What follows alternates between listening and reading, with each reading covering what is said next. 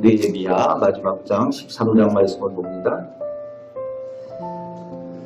예루살렘 성을 재건하는 이스라엘 백성이 그들의 무너진 신앙도 재건하며 하나님 앞에 거룩한 백성으로 살기로, 그리고 하나님의 성전을 버려두지 않기로 새롭게 하나님과 약속을 하였습니다.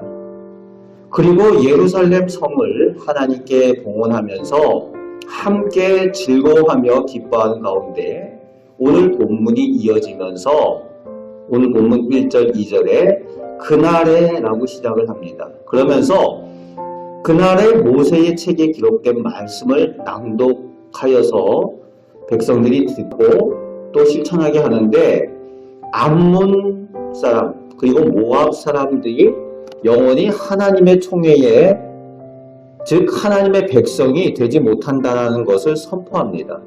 그 이유가 2절에 나오고 있는데, 이스라엘 백성이 출애굽하여서 광야길에 있을 때에 그 암몬 사람들과 모압 사람들이 이스라엘 백성들을 영접하지 않았다는 거죠.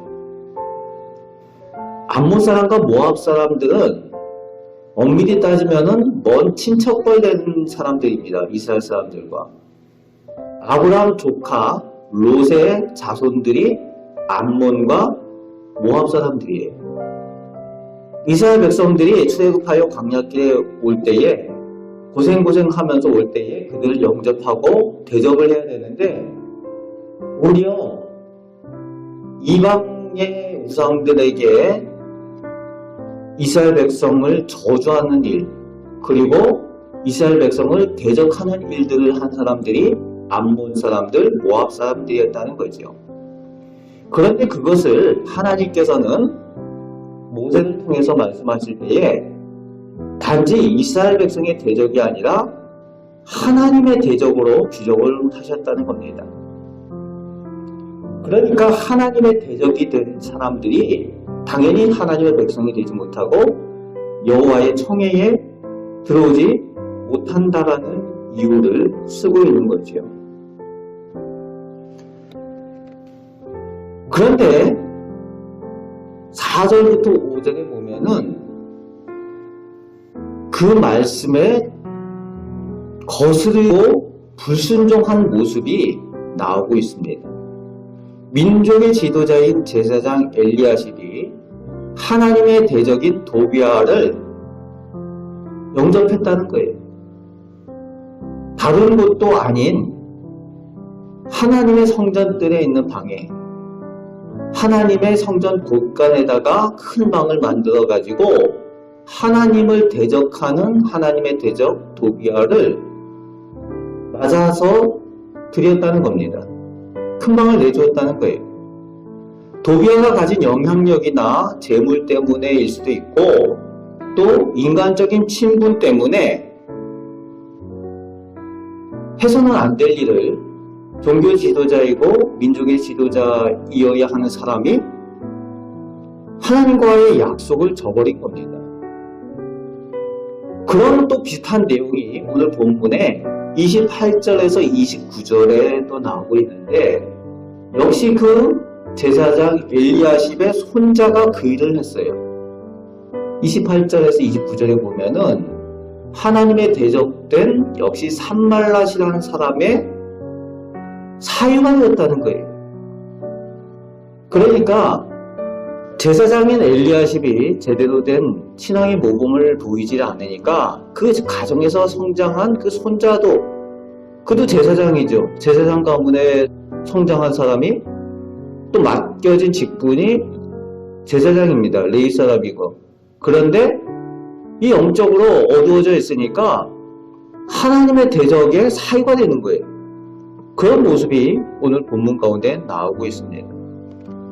하나님과의 약속을 저버리고 하나님께서 기뻐하지 않는 그런 악한 일을 행했다는 겁니다. 그런데 이때가 언젠가 하면은 느헤미야가 바사왕에게 다녀오느라고 몇 개월 자리를 비운 사이에 이 일이 일어났다는 겁니다. 이스라엘 백성이 하나님 앞에 언약을 하고 또 하나님의 복을 받는 것을 기뻐하고 그렇게 한 모습을 보고 갔는데 그 몇 개월 비운 사이에 이스라엘 백성들이 타락을 한 겁니다. 지도자가 타락을 했어요. 그래서 7절 말씀에 보니까 돌아온 느헤미야가 그 악한 일을 알았다라고 기록을 하고 있습니다. 그리고 8절 9절 말씀에 그 잘못된 것을 과감하게 단호하게 바로잡는 모습을 보여주고 있습니다. 그런데 이스라엘 백성들이 그것뿐만이 아니라 느헤미야가 잠시 자리를 비운 사이에 10절 13절까지 말씀을 보면은 이스라엘 백성이 하나님과의 또 다른 약속을 저버린 일이 있어요. 하나님 전에서 전념하여 일하는 레위 사람들을 제대로 챙기지 않아서 이 레위 사람들이 살 수가 없는 거예요. 그러니까 생존을 위해서 자기들 밭으로 도망하였다라고 기록을 하고 있습니다.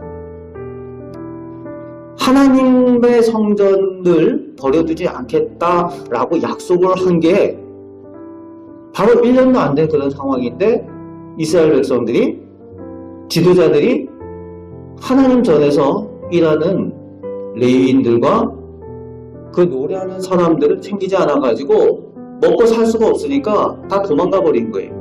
그러니까 하나님의 성전이 어떻게 되겠습니까? 엉망이 되는 거죠. 제대로 된 제사도 드릴 수 없게 되고 신앙이 무너지는 거예요. 돌아와 보니까 느헤미야가 돌아와 보니까 그런 상황이에요.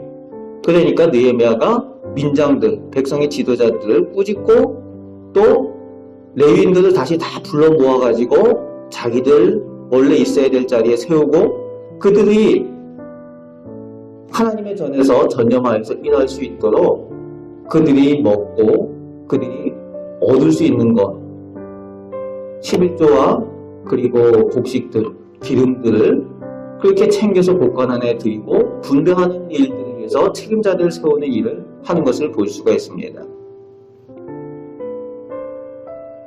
15절, 22절 사이의 말씀 가운데는 하나님의 날인 안식일을 어기는 사람들을 통제하는 모습이 나오고 있습니다. 하나님 앞에 거룩한 모습이 되어져야 되는 거룩한 백성이 하나님의 날인 하나님의 안식일을 범하는 모습이 나오고 있죠. 아무렇지도 않게 그렇게 범하면서도 잘못된 줄 모르는 거예요.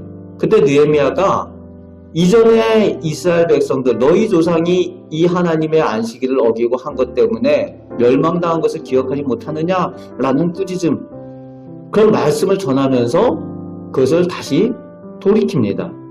안식일을 철저하게 구별하여서 지킬 수 있도록 그렇게 하는 모습이 22절까지 나오고 있습니다. 그리고 23절부터 27절까지는 이방 사람들과 통혼하는 것을 또 정리를 하는 모습이 나오고 있습니다.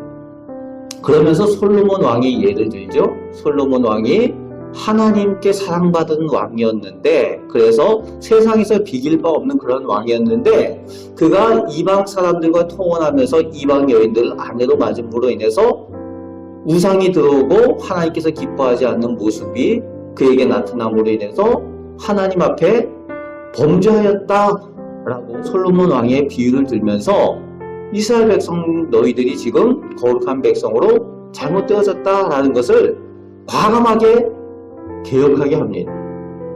그래서 그들이 이스라엘 백성들이 순종을 하게 되는 거죠. 느헤미야가 오늘 마지막 장에서는 마지막 개혁 작업을 하고 있어요. 철저하게 이 일들을 하고 있습니다. 말씀에 따라서 하나님의 말씀에 따라서 이 일을 하고 하나님 편에 서서 이 개혁 작업을 하고 있습니다.